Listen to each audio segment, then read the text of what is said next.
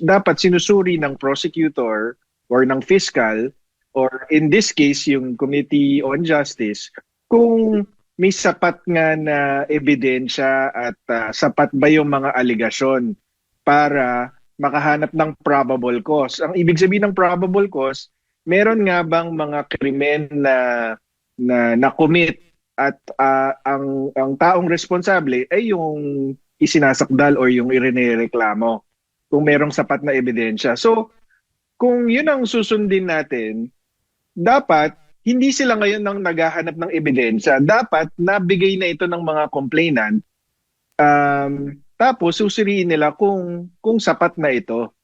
Hindi ito pwedeng fishing expedition na ngayon sila magsasabpina nung kung ano-anong klaseng dokumento na hindi naman nabanggit doon sa mga complaint para hanapan ng ebidensya yung mga alegasyon. Hindi ganon, hindi tamang due process 'yon.